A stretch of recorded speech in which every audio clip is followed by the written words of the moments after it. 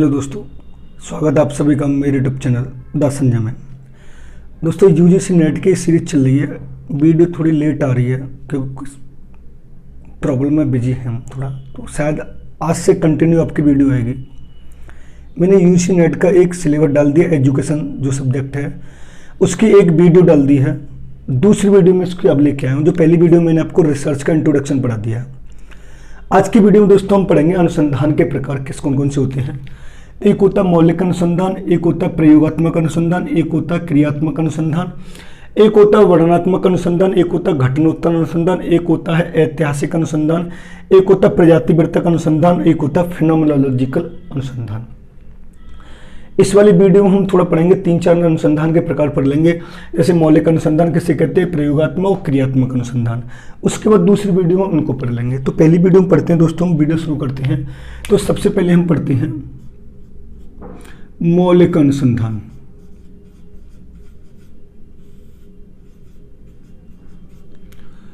मौलिक अनुसंधान इसको दोस्तों बोलते हैं फंडामेंटल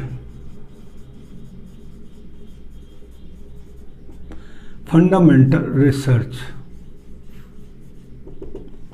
इसको क्या बोलते हैं दोस्तों, फंडामेंटल रिसर्च बोलते हैं। अब देखो फंडामेंटल रिसर्च होता क्या है दोस्तों, मैं आपको एक बात समझाना चाहूँगा। फंडामेंटल रिसर्च क्या होता है, जब हम किसी समस्या का समाधान करते हैं और किसी नए सिद्धांत का प्रतिपादन करते हैं, किसी नवीन ज्ञान का प्रतिपादन करते हैं, उसको हम फंडामेंटल यानी मौलिक अनुसंधान कहते हैं। देखो कैसे, यह वह शोध होता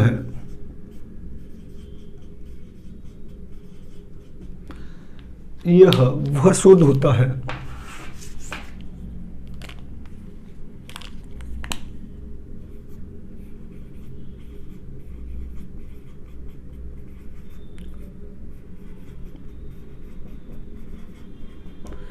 जो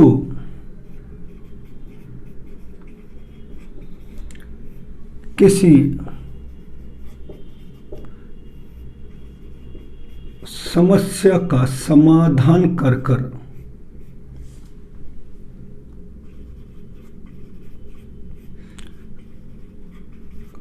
किसी नवीन ज्ञान और नवीन सिद्धांत का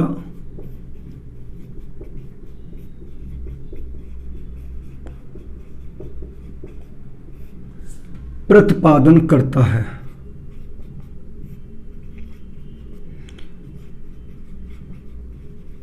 जिसके द्वारा किसी भी क्षेत्र में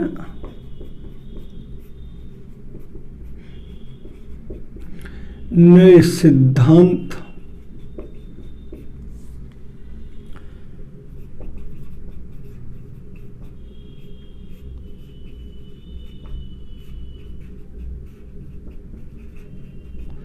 स्थापित किए जाते हैं। देखो समझना, एक क्वेश्चन आएगा, वो स्टेटमेंट बना के देगा, कोई कुछ भी दे। जब मौलिक अनुसंधान की बात होगी, फंडामेंटल रिसर्च की बात होगी, तो जब हम किसी समस्या का समाधान करके और किसी भी क्षेत्र में किसी नए ज्ञान या नए सिद्धांत का प्रतिपादन करेंगे, वो समझ लो फंडामेंटल रिसर्च कहलाएगा, यानी मौलिक अनुसंधान कहलाएगा। आपको इतना ध्यान रखना है, जब भी किसी भी क्षेत्र में किसी भी नई समस्या या पुरानी समस्या का समाधान करके किसी नए सिद्धांत या नए ज्ञान का निर्माण किया जा रहा है, तो समझ लो किस अनुसंधान की बात हो रही है, फंडामेंटल रिसर्च की बात हो रही है। आपको इतना ध्यान नहीं रखना है, बस आपको इतना ध्यान रखना है कि किसी नवीन ज्ञान और नवीन सिद्धांत का प्रतिपादन किया जाए, तो ये समझ लो फंडामेंटल रिसर्च की बात हो रही है। एक बार सुन लेंगे, नोट डाल के थोड़ा हम पढ़ेंगे।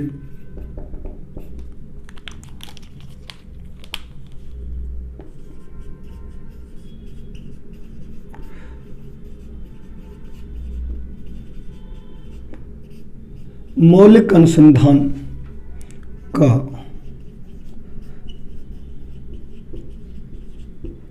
मुख्य उद्देश्य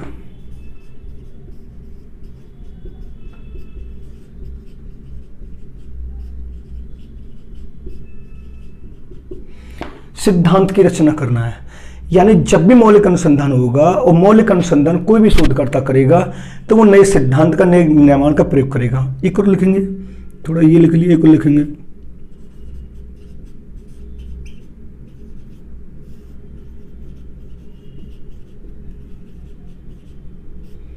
मौलिक अनुसंधान का संबंध शोध निष्कर्षों से होता है।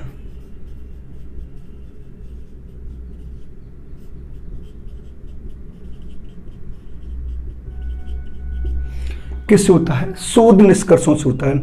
जब आप किसी समस्या का समाधान करेंगे, समाधान करने के बाद उसका जो निष्कर्ष निकलेगा, जो क्लेरिफाई किया जाएगा, वो कौन सा अनुसंधान कहलाएगा? हमारा मौलिक अनुसंधान कहलाएगा। देखो समझना, मैंने जितने भी आपको ये प्रकार लिखाए हैं, जितने भी सारे प्रकार लिख रहे हैं, सारों में मैं अभी फंडामेंटल पढ़ा रहा हूं। तो फंडामेंटल का आपको इतना ध्यान रखना है कि जब भी इसका स्टेटमेंट बनेगा तो किसी समस्या का समाधान करके किसी नए सिद्धांत या नए ज्ञान का जो निर्माण करता है वो फंडामेंटल रिसर्च कहलाता है। आपको इतना ध्यान रखना है।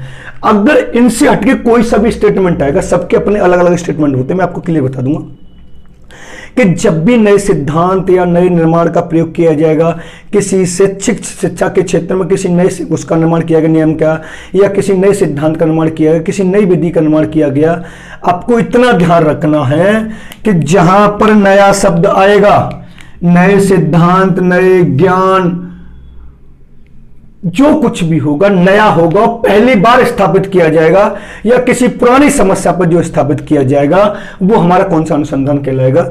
मौलिक अनुसंधान कहलाएगा। अब एक और बात मैंने यहां पर लिखी है कि मौलिक अनुसंधान का मुख्य उद्देश्य क्या होता है? तो सिद्धांत की रचना करना होता है। अब सिद्धांत की रचना कब होगी? जब हम किसी समस्या का समाधान करेंगे। सब उन्होंने कोई सिद्धांत बना दिया या कोई किसी सिद्धांत का निर्माण हो गया, किसी नई विधि का निर्माण हो गया या किसी खोज का निर्माण हो गया। अब आपने वैज्ञानिक अनुसंधान आप जो भी देखे होंगे, जो भी लैब होते हैं हमारे, जो भी रिसर्च सेंटर होते हैं, उसमें जितने भी प्रयोगशाला की जाती है, जितने प्रयोग करने के बाद जब किसी एक नए सिद्धांत का प्रतिपादन किया जाता है, तो ये समझ लो वो कौन से अनुसंधान का प्रयोग करता है? शोधकर्ता, यानी मौलिक अनुसंधान का। अब अगर हम इसके चरण की बात करें, इसके मौलिक अनुसंधान के चरण की, तो देखो चरण कौन सा है? पहला है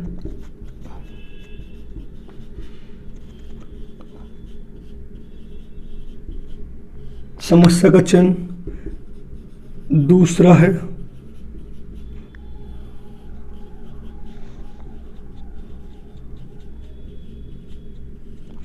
परिकल्पना का प्रतिपादन, तीसरा है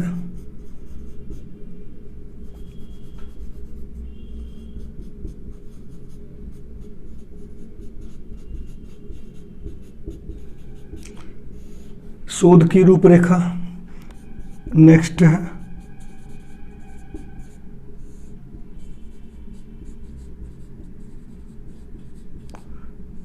आंकड़ों का संकलन,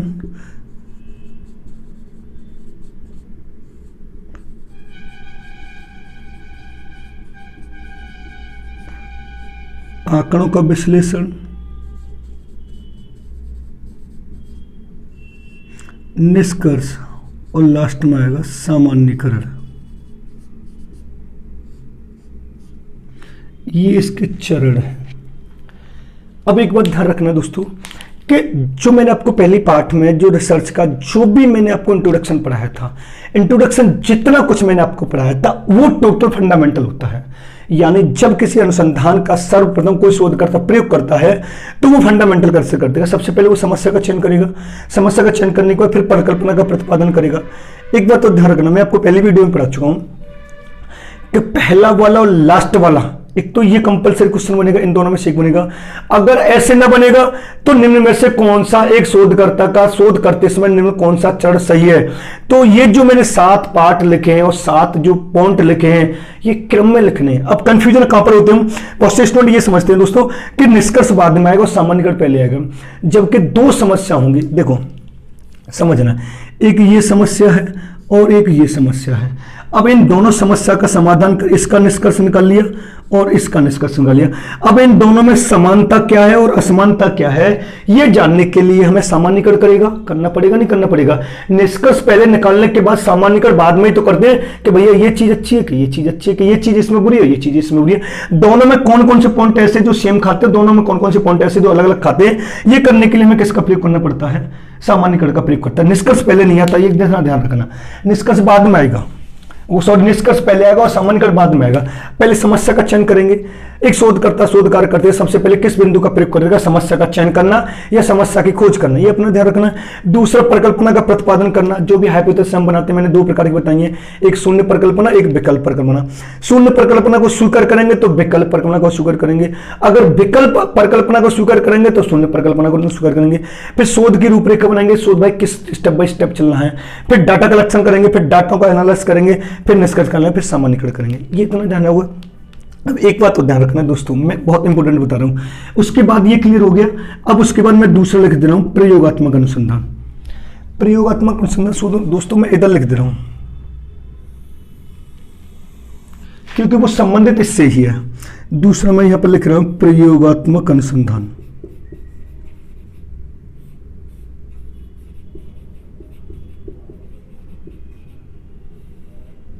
इसका दूसरा नाम होता है व्यवहारिक अनुसंधान।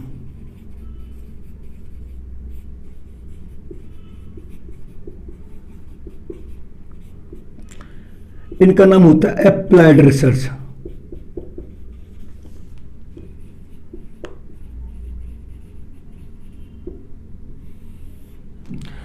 अब दोस्तों इसको समझने से पहले मैं समझा रहा हूं, दोनों को क्लियर होगा।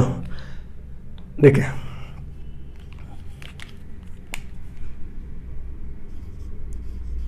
यह वह अनुसंधान होता है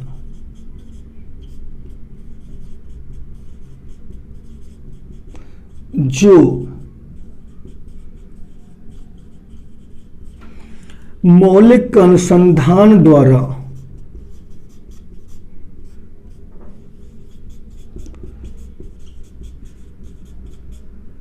स्थापित किए गए सिद्धांत या ज्ञान को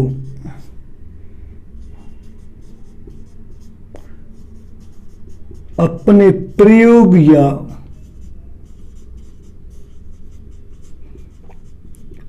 व्यवहार में लाता है।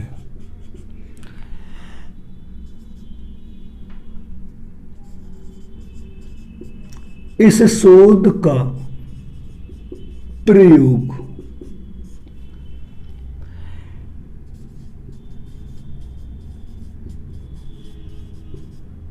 दैनिक जीवन में बहुत किया जाता है। समझना दोनों को, मैं क्लियर बता दे रहा हूं। मौलिक अनुसंधान मैंने बता दिया, किसी नए सिद्धांत ज्ञान का निर्माण करना है। जब एक शोधकर्ता किसी नए सिद्धांत और नए ज्ञान का जो पहले से स्थापित हो चुका है उसको अपने व्यवहार में ढालता है, दैनिक जीवन में प्रयोग करता है, या किसी समस्या का समाधान करने के लिए उसका प्रयोग करता है, वो कौन सा अनुसंधान कहलाता है दोस्तों? प्रयोगात्मक या व्यवहारिक अनुसंधान कहलाता है। यानी जब आपसे ये पूछे कि किसी नए सिद्धांत और नए ज्ञान का निर्माण करने के लिए किस सिद्धांत का, किस अनुसंधान का प्रयोग किया जाता है, तो आपको लगाना मौलिक अनुसंधान का। जब किसी समस्या का समाधान करने के लिए जो अनुसंधान को प्रयोग में लाया जाता है, जो नए सिद्धांत को प्रयोग में लाया जाता है, वो कौन सा अनुसंधान कहलाता है? प्रयोगात्मक अनुसंधान या व्यवहारिक अनुसंधान कहलाता है। समझना दोबारा से, नए ज्ञान नए सिद्धांत का प्रतिपादन किस में हो गया? मौलिक अनुसंधान, फंडामेंटल रिसर्च में, जिसको हम आधारभूत भी बोलते हैं। जब उस समस्या का समाधान करके किसी नए सिद्धांत का प्रतिपादन हो गया, अब उस सिद्धांत को किसी समस्या का समाधान करने के लिए, प्रयोग में लाने के लिए किस अनुसंधान का प्रयोग करते हैं दोस्तों? प्रयोगात्मक या व्यवहारिक अनुसंधान का प्रयोग करते हैं। इतना आपको ध्यान रखना है कि जब किसी सिद्धांत का हम प्रयोग करते हैं तो व्यवहारिक अनुसंधान कहलाता है, जब किसी सिद्धांत का निर्माण करते हैं तो मौलिक अनुसंधान कहलाता है। आप इसको नोट कर लीजिए। फिर आगे चलते हैं क्रियात्मक अनुसंधान। क्रियात्मक अनुसंधान अपने आप में बहुत बेस्ट है। इससे कंपलसरी आपको 3 क्वेश्चन मिलेंगे यूजीसी नेट के दोनों पेपर में, फर्स्ट पेपर सेकंड पेपर में। आप इसको नोट कर लीजिए। फिर हम पढ़ते हैं क्रियात्मक अनुसंधान। ये आपको जरूर पढ़ना है, इसका क्रम, इसके क्रम से क्वेश्चन बहुत आता है। अगर दोस्तों चैनल पर नए हैं तो चैनल को सब्सक्राइब कर लें और बेल आइकन ऑल को प्रेस कर लें। इस वाले चैनल पर आपको UP TET, C TET, super TET की पूरी सीडीपी मिलेगी, पेडागोजी किसी भी टीचिंग क्षेत्र में हो, यूजीसी नेट पूरा मिलेगा और पीजीटी एजुकेशन पूरा मिलेगा आपको, ये ध्यान रखना। अगर कोई सुपर टेट, टेट या सी टेट दे, D triple S, KVS, REET जो भी हो टीचिंग क्षेत्र में, उसकी psychology, pedagogy out of out मिलेगी, ये अपना ध्यान रखना है।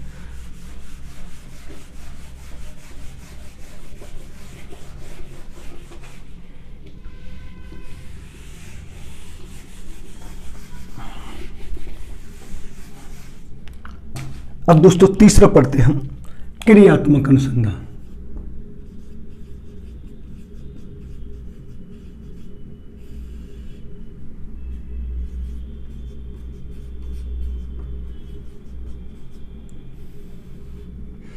इसको बोलते हैं दोस्तों एक्शन रिसर्च।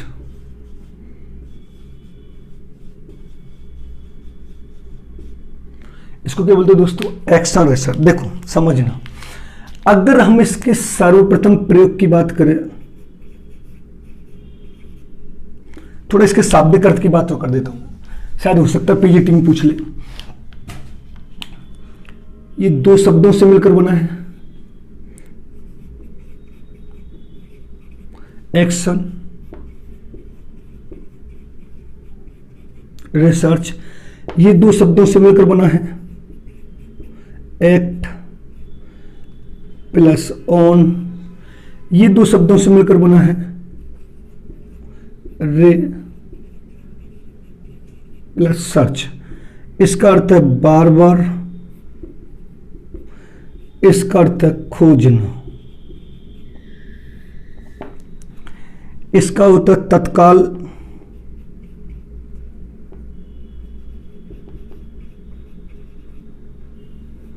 इसका अर्थ है क्रिया। क्लियर है? अगर हम इसके जनक की बात करें, सर्वप्रथम प्रयोग की बात करें दोस्तों,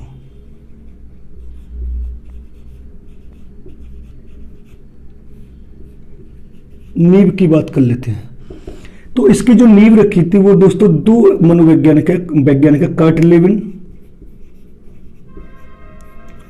और कोलियर। ठीक है दोस्तों, अगर वो कहता है कि जनक कौन है इसके, तो स्टीफन एम कोरी हैं दोस्तों। अगर ये पूछे दोस्तों शिक्षा में प्रयोग किसने किया,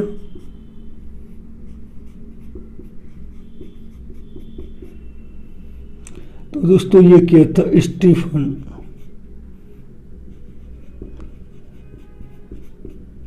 एन कोरी ने किया था दोस्तों। अगर दोस्तों ये पूछे इसका उद्देश्य क्या है,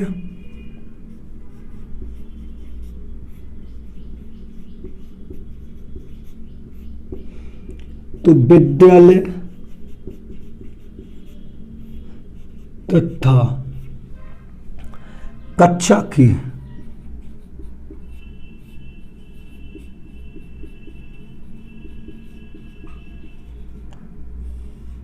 तात्कालिक समस्याओं के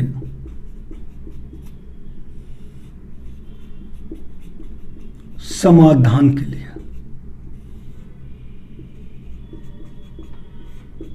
देखो समझना, इसको मैं एक लाइन में बता दूंगा, और जो शब्द आपको उस वाले पेपर में कहीं पर देखा जाए एक्शन रिसर्च का प्रयोग करना पड़ता है। अगर ये पूछे क्रियात्मक अनुसंधान किसे कहते हैं, तो आपसे ये तो मैंने लिख दिया जो नॉर्मल वे में होता है। बात यहां पर आती है कि अगर वो आपसे ये पूछे कि सर्वप्रथम इसकी नींव किसने रखी, जनक पूछे तो अलग है, अगर इसकी नींव की बात करिए तो कर्ट लेविन और कोलियर ने पूछी। जो मैंने 4 पॉइंट लिखे ना, चारों में से कंपलसरी 2 आने यूजीसी नेट, टीजीटी, पीजीटी में। अगर ये पूछे इसके जनक कौन है, तो स्टीफन एम कोरी हैं। अगर ये पूछे शिक्षा में इस अनुसंधान का प्रयोग किसने किया दोस्तों, तो आपको लगाना स्टीफन एम कोरी। अगर ये पूछे इसका मुख्य उद्देश्य क्या है, तो विद्यालय तथा कक्षा की तात्कालिक समस्याओं के समाधान के लिए जो भी अनुसंधान का प्रयोग किया जाता वो कौन सा कहलाता, हमारा क्रियात्मक अनुसंधान कहलाता। अब समझना, विद्यालय के अंदर जो भी एंट्री होगी, यानी जो हमारा विद्यालय बना हुआ है, उस विद्यालय में जो भी जितने भी तत्व होंगे चपरासी हुआ, स्टूडेंट हुए, टीचर हुआ, प्रिंसिपल हुआ, मैनेजर हुआ, सेक्रेटरी हुआ, जो कुछ भी हुआ, वाइस प्रिंसिपल हुआ, कुछ भी हो, और उस टाइम शिक्षण अधिगम प्रक्रिया चल रही हो, शिक्षा और सीखने की प्रक्रिया चल रही हो, टीचर और स्टूडेंट के बीच में इंटरेक्शन हो रहा हो, उससे संबंधित कोई सी भी ऐसी समस्या आती है, उसका एट ए टाइम समाधान करने के लिए हम किस अनुसंधान का प्रयोग करते हैं दोस्तों? क्रियात्मक अनुसंधान का प्रयोग करते हैं। यानी जब विद्यालय में कोई ऐसी समस्या है, या जब एक अध्यापक शिक्षण कार्य करते समय छात्रों को पढ़ा रहा है, उस टाइम कोई भी ऐसी समस्या है, उस समस्या का समाधान करने के लिए एट ए टाइम तत्काल रूप से समाधान करने के लिए हम किस अनुसंधान का प्रयोग करेंगे? क्रियात्मक अनुसंधान का प्रयोग करेंगे। कैसे? अब समझना। सपोज मैं शिक्षण कार्य कर रहा हूं, किसी क्लास में मेरा शिक्षण कार्य हो रहा है, शिक्षण कार्य होने के बाद कोई ऐसी प्रॉब्लम आ जाती है, कोई बेंच टूट जाती है या मार्कर नहीं होता, तो जो बेंच टूटी है उसकी जगह दूसरी एट ए टाइम रखना, मार्कर खत्म हो गया है उसकी जगह दूसरा नया मार्कर लेके आना, ये जो मैंने दोनों कार्य किए हैं वो कौन सा अनुसंधान कहलाएगा? क्रियात्मक अनुसंधान कहलाएगा। दोबारा समझना। यानी अब एक बार ध्यान रखना, आपको विद्यालय शब्द आए, कक्षा कच्चे शब्द आए, विद्यालय की चार दीवारी आए, अध्यापक आए, छात्र आए, जो कुछ भी आए, आपको इतना ध्यान रखना है कि जो विद्यालय होगा और उस विद्यालय के अंदर जितनी भी कार्यक्रम प्रणाली होगी, ये जो मैंने बनाया है ये क्या है? हमारा विद्यालय। समझना दोस्तों, ये हमारा पूरा विद्यालय है। अब इस विद्यालय में जितने भी सदस्य रहते हैं, जितनी भी समस्याएं रहती हैं, उन सबका एट ए टाइम समाधान करने के लिए हम किस अनुसंधान का प्रयोग करेंगे?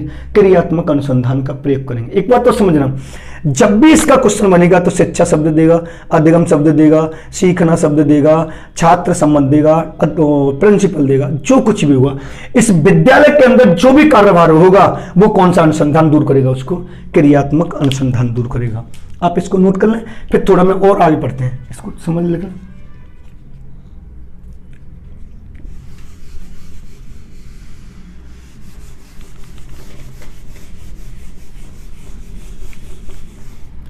देखें, अब थोड़ा इसके विकास की बात करें हम दोस्तों, क्रियात्मक अनुसंधान के विकास की बात करें।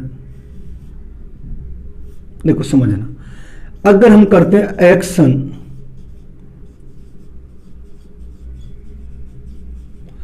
रिसर्च शब्द का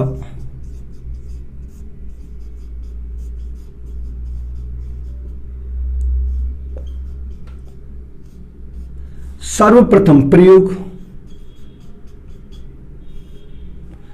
बकिंघम ने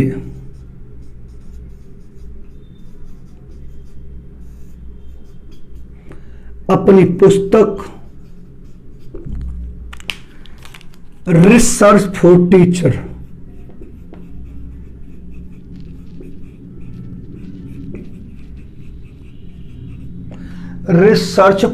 अगर ये पूछे आई कब है? 1926 में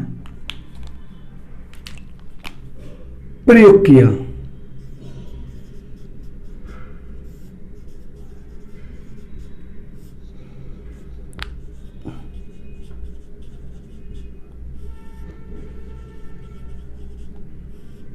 जिसका मुख्य उद्देश्य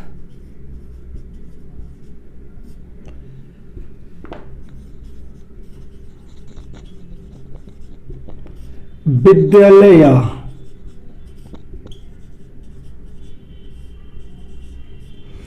कक्षा कच्छ की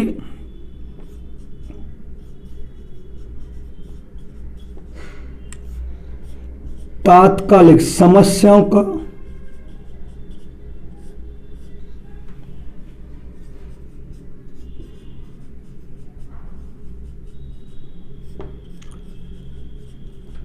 समाधान करना है। ठीक है दोस्तों, अगर ये पूछिए इसका मुख्य उद्देश्य क्या? तात्कालिक समस्याओं का समाधान कर। अब समझते हैं। देखो, अब मैं यहां पर लिख रहा हूं इसके उद्देश्य।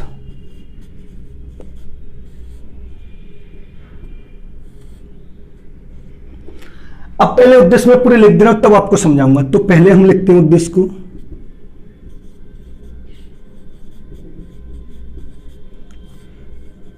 विद्यालय की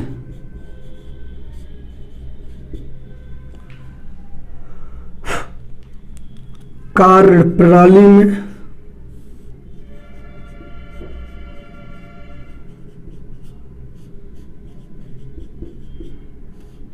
सुधार लाना।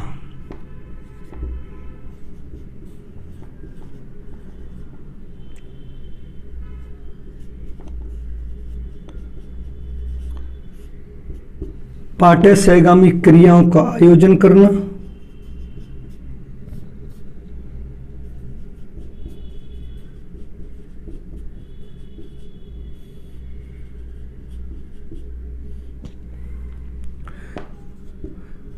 समय सारणी का निर्माण करना।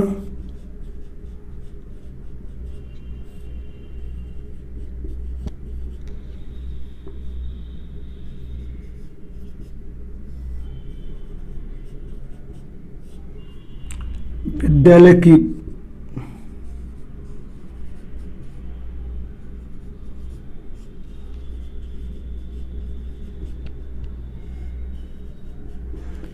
व्यवस्था का निर्माण करना।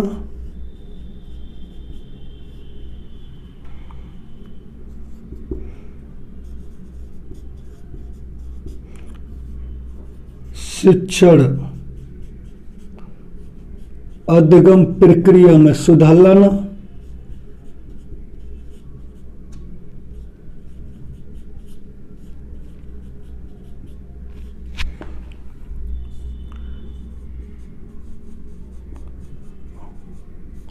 अध्यापक और प्रधानाध्यापक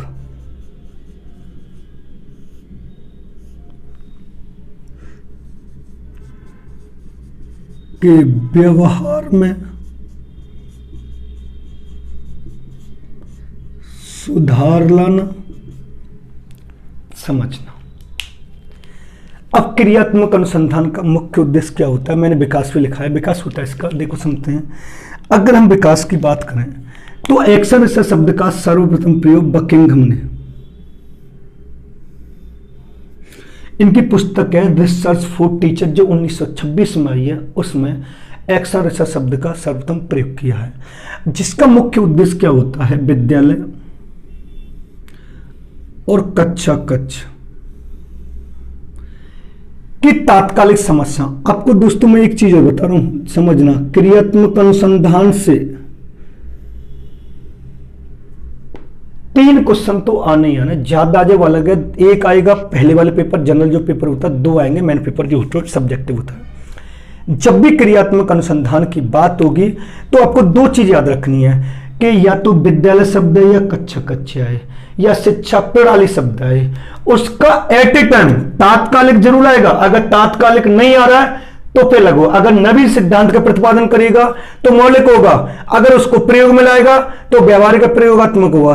और किसी भी समस्या का एट ए टाइम समाधान करने के लिए हम किस अनुसंधान का प्रयोग करेंगे? क्रियात्मक अनुसंधान का प्रयोग करेंगे, जिसका मुख्य उद्देश्य प्रयोग किया, जिसका मुख्य उद्देश्य विद्यालय और कक्षा कक्ष की तात्कालिक समस्याओं का समाधान करना है। अब देखो मैंने जितने भी पॉइंट लिखे हैं टोटल वो विद्यालय शिक्षण अधिगम प्रक्रिया और अध्यापक से संबंधित लिखे हैं। मैंने पहले लिखा है विद्यालय की कार्यप्रणाली में सुधार लाना। भाई अगर कार्यप्रणाली सही नहीं चल रही, लेक्चर ढंग से नहीं चल रहे, तो उसका समाधान करने के लिए हमें किस अनुसंधान का प्रयोग करना पड़ेगा?